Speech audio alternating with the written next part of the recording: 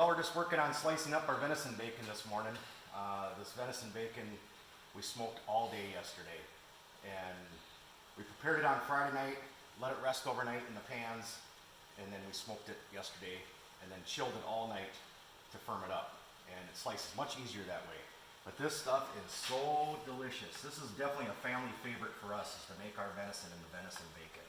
This stuff turns out so good. And I'll kind of go through a little bit of a process on how we go about making this stuff. And it's very, very simple. As far as one of the venison recipes that you can make, as far as smoking your venison, preparing it and smoking it into something, this is definitely very, very easy. Anybody can do that. Anybody can do this. Absolutely anybody. The cat's obviously got to be around when we're trying to slice this stuff too. He can't seem to stay away from this stuff either. So, but what we did Friday night, we ground it and put all the seasoning in, and then we put it in our loaf pans. And I'll start from the beginning. There's a couple YouTube videos on how to do this stuff. Boy, I wish you could smell this stuff. God, this stuff smells so good. This is what it looks like after it's sliced, and this is when it's in the loaf that I'm talking about.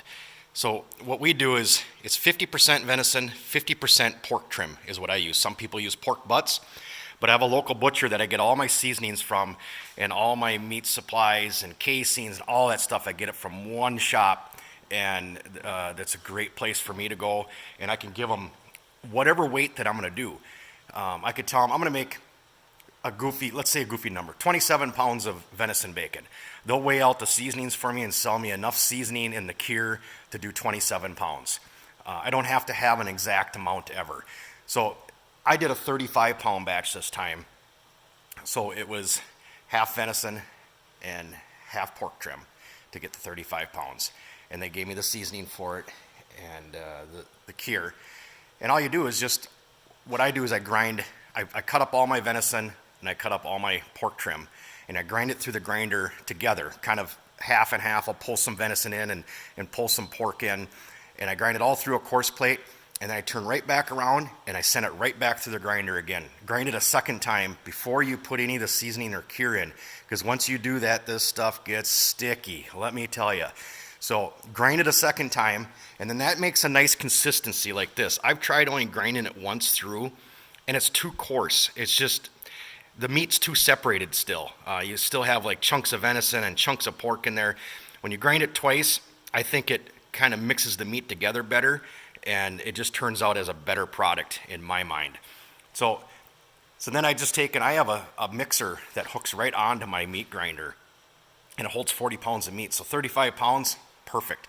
I put the meat in there, and then I take and mix up the seasoning into a glass container. And I use 1 quart of water per 100 pounds of meat is a general measurement for anything that you're trying to, as far as mix your seasoning into, as far as for smoking and stuff, as far as for summer sausages or any of that stuff. So I always use 1 quart of water to mix my seasoning.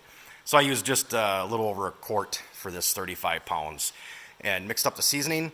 And as the mixer's running, I dump the seasoning into the ground up meat into the mixer and let it mix for quite a while. And I'll run my mixer forward, then I'll run it backwards, and that really kneads the meat in really, really good. And then we just use small pans. You can kind of see the size of the loaf I make here. And then we stuff our meat. We just pack it down into these pans and line it with plastic or saran wrap. Line the pan with saran wrap, that way it comes out of, and I use plastic pans. And that way it comes out of the pan a lot easier. And I just put them in the fridge overnight, and it kind of lets the meat firm up nice. And the next day I'll flip the pan over onto my smoking racks. And so this is where the bottom of the pan was.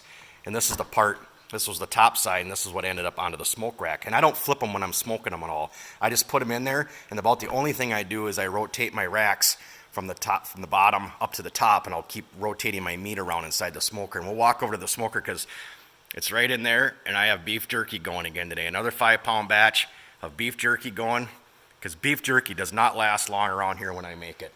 So I got a 5-pound batch in there smoking right now, so we'll go take a look in the smoker. But this is the venison bacon that we make every single year. As I said, it is a family favorite for us.